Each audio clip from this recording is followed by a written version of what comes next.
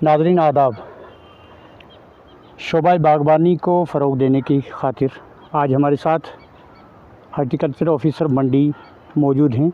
इनसे हम जानना चाहेंगे कि किस तरीके से महकमा बागबानी जो है वो शोबा बागबानी को फ़रोग़ दे रहा है। फरीद साहब, जैसा कि इस वक्त हम तहसील मंडी की अगर बात करें तो मुतअद्दिद इलाकों में, मुतअद्दिद पहाड़ी इलाकों में भी जो है वो डिपार्टमेंट की जानिब से पेड़ पौधे लगाए गए हैं, ख़ास करके फ्रूट्स के जो जितने भी हैं। तो क्या कुछ कहेंगे शोबा बागबानी को फ़रोग़ देने के लिए क्या कुछ ज़रूरी इक़दाम होते हैं? शुक्रिया रियाज साहब। सबसे पहले आपका सामीन हज़रात जितने भी ये सुन रहे हैं प्रोग्राम से अस्सलाम वालेकुम, आदाब। जहाँ तक बागवानी का ताल्लुक़ है रियाज साहब के, हर साल की तरह इस साल भी जो है डिपार्टमेंट ऑफ हार्टिकल्चर जो है वो बराबर पौधे लगवा रहा है।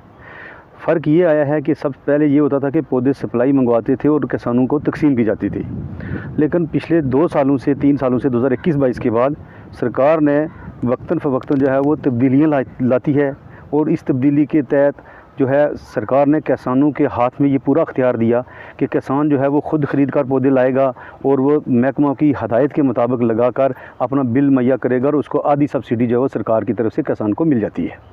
एक तो तरीका चेंज हुआ लगाने का बाग ये। और सबसे बड़ी स्कीम जो हमारी है HADP, holistic agriculture development programme. ये हमारे 7 डिपार्टमेंट हैं, agriculture, horticulture, floriculture, sericulture, fisheries, animal husbandry, sheep husbandry.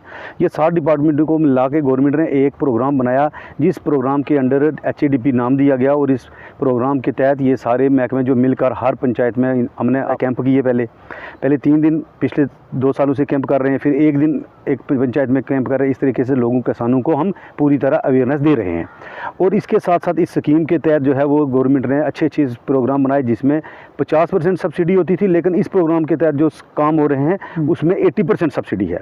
अगर कोई किसान हमारा सेब का, अखरोट का बाग जो है लगाएगा, नाशपाती का, खुबानी का, तो उसमें से एग्जाम्पल ये देना चाहूँगा कि अगर 100 रुपये पौधे की कीमत है तो किसान को 20 रुपये डालने हैं और 80 रुपये सरकार सब्सिडी दे रही है। 80% सब्सिडी के हिसाब से हमारा ये जो बाग लगे हैं, इस बार हम जो है वो इस स्कीम के तहत 17 कनाल हमारा बाग जो है वो सेब का लग रहा है और 17 ही कनाल हमने जो है वो अखरोट के बाग लगाए हैं। अखरोट जो चैंडलर वैरायटी है, बायर का वैरायटी है, चैंडलर और फेरेनपेटी, ये दोनों जो हैं वैरायटियाँ जो है मिला के हम जो है 17 कनाल के बाग लगवाए हैं। और इसमें किसान को 1 कनाल में 14 पौधे लग रहे हैं। 14 पौधे में किसानों ने कोई 16,000 रुपये जमा करवाया, जिसमें से 13,500 रुपये किसान को सब्सिडी अपने अकाउंट में वापस आ जाएगी।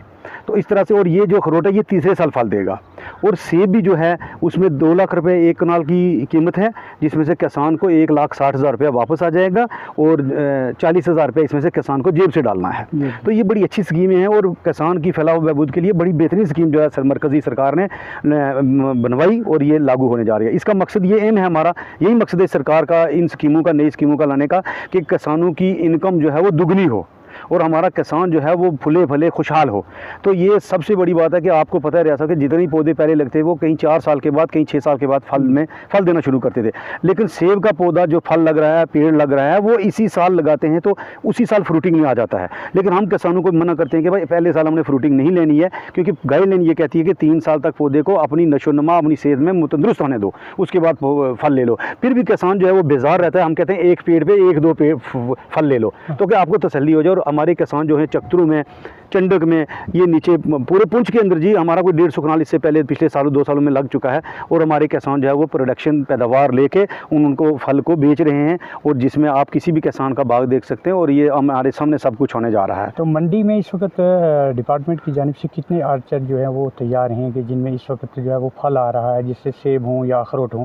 और दूसरे ये कि कुछ किसानों की ये शिकायत भी रहती है जो शोबा बागबानी से ताल्लुक़ रखते हैं कि जो है फल फ्रूट 1 साल पेड़ जो है देता है, दूसरे साल फल नहीं होता, जैसे अखरोट को लेकर। तो इस हवाले से डिपार्टमेंट क्या इकदाम करने जा रहा है लोगों को इस फल के साथ? जहाँ तक मंडी में आपने कहा कि कितने लग रहे हैं, हमारा एक बाग जो है ऊपर, ये मोहम्मद यूनुस खान जी हैं, इनका बाग जो पिछले साल लगा था, पिछले साल ही इन्होंने उसका फ्रूट बेचा है। 2 कनाल का एक बाग इनका लगा है और 2 कनाल का ये और लगाने जा रहे हैं, अपने बाग को बढ़ा रहे हैं। और इन्हीं के साथ एक मोहम्मद असलम जी हैं, वो 2 कनाल का बाग लगा रहे हैं। और इसी तरह हमारी नर्सरी में 5 कनाल का बाग लगा है और 3 कनाल का हम और उसको बढ़ा रहे हैं।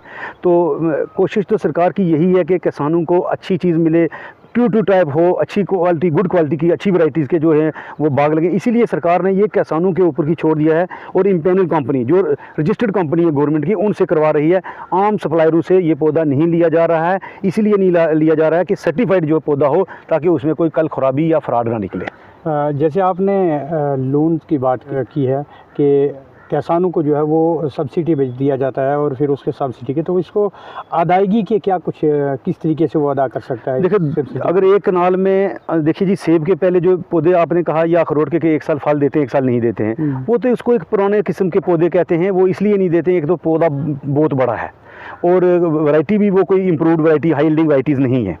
ये जो पौधे हैं ये इम्प्रूव्ड वैरायटीज़ है, हाइब्रिड वैरायटीज़ है, अल्ट्रा हाई डेंसिटी है, इस पे 100% गारंटी है देंगे। और इसके ऊपर फ्रूट जो एक साल आने का, दूसरे साल ना आने का एक ये भी कारण था कि ओले पड़ते हैं और ओलों से जो है फूल गिर जाते हैं, छोटे छोटे फ्रूट जो मटर साइज़ के बनते हैं वो भी गिर जाते हैं और नुकसान हो जाता है। लेकिन इनके ऊपर जो है वो शेड नेट लगता है, जैसे हम मकानों में छत डालते हैं ऐसे पूरी छत लगती है, एंटी हेल नेट लगते हैं, जिससे वो पौधे को, फ्रूट को बारिश से, ओलू से नुकसान नहीं होने देगा और पौधा जो है पूरी तरह फल देगा।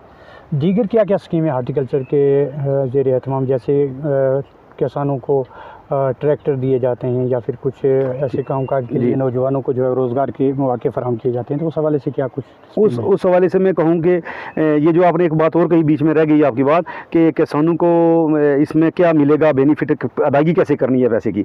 तो एक कनाल में आप देखिए कि जो पहला पौधा लगता था सेब का, वो 12 या 13 पौधे एक कनाल में लगते थे। तो ये जो पौधा है एक कनाल में 166 लग रहा है। आप इसी से अंदाज़ा लगाइए कि 12-13 पौधे अगर एक कनाल की जगह घेरते थे, वो चौड़े बड़े होके ऊंचे चौड़े हो गए तो जगह घेरते थे, तो ये 166 पौधा एक कनाल के अंदर लग रहा है। ये पौधा कोई फैलाव नहीं करेगा, ये बस सिंगल स्टेम या 2 स्टेम इसकी बनेगी और उसके ऊपर ही फल देगा। 166 पौधा बहुत बड़ा होता है, तो इससे डबल इनकम की बात नहीं हम करेंगे, 4 गुना ज़्यादा इनकम होगी। रही रोज़गार, किसानों नौजवानों के लिए, पढ़े लिखे नौजवान हैं, आज हर किसी को रोज़गार सरकार दे नहीं सकती है। उस सरकार का मकसद यही है कि किसानों को, नौजवानों को, पढ़े लिखे जो हमारे बेरोज़गार हैं, उनको ये बाग लगवाया जाए और इससे अपनी इनकम लें और तरक्की करें ताकि रोज़गार बने।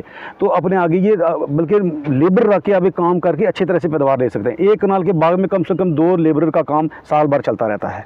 तो इनकी जहाँ तक रहा इनकी इनकम का ज़राया, तो आप देखिए कि अगर अच्छी वैरायटीज़ के पौधे लग रहे हैं तो इनसे जब फ्रूट आएगा या नाल और 3-3 कनाल के जो बाग लगे हैं वो कितनी इनकम ले रहे हैं।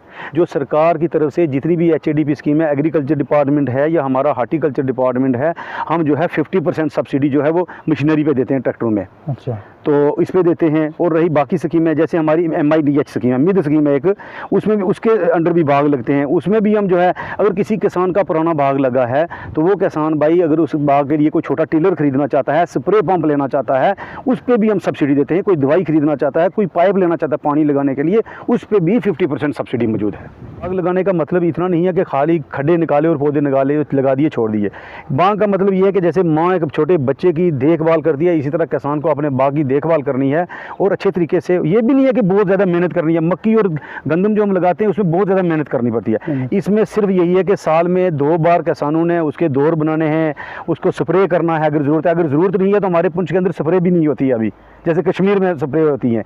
तो इसमें यह है कि खाली पानी वक्त पे देना है, उसकी शाख तराशी करनी है, घूम घाम के देखना कि कहीं पौधे को कोई बीमारी अगर लग गई है तो दिख जाती है बंदे को, उसके पे कोई दवाई का छिड़काव करना है। बाकी उतनी ज़्यादा मेहनत नहीं है, मेहनत बहुत कम है और इसमें प्रॉफिट बहुत ज़्यादा है। जो सेब लगता है हमारे पुंछ के अंदर, ये सेब जो है हमारे पुंछ का अंदर प्रोडक्शन होकर पैदावार बेच के निकल जाती है। कश्मीर का सेब उस वक्त पकना शुरू होता है। ये हमारा सेब 15-20 दिन पहले ख़त्म हो जाता है, फिर वहाँ का सेब आता है और मार्केट इसकी बहुत अच्छी है। जितने भी सेब के बाग हमारे लगे हैं पुंछ के अंदर, वो सेब उतर के मार्केट में चला जाता है और अच्छा रेट मिल लेता है, किसानों को मिल जाता है। उस वक्त कश्मीर का सेब आना शुरू होता है। सबसे बड़ा प्लस पॉइंट हमारे पास ये है। बहुत बहुत शुक्रिया। ये थे हमारे साथ हार्टिकल्चर ऑफिसर मंडी फरीद साहब, जो बड़ी तफसील के साथ शोबा बागबानी को तफसीलन बता रहे थे। तो वीडियो के आखिर में आप लोगों के भी अगर जहन में कोई सवाल हो शोबा बागबानी को फ़रोग़ देने के लिए, और इसमें जिस तरीके की इन्होंने स्कीमों का जिक्र किया, उन स्कीमों को अपनाने की या दीगर जिसका काम के लिए, तो कमेंट में आपने अपने सवाल ज़रूर भेजें ताकि आइंदा जो इनके साथ वार्ता हो या बातचीत हो तो उसमें हम इन सवालों के जवाब भी जो वो हल करवा सकें। बहुत बहुत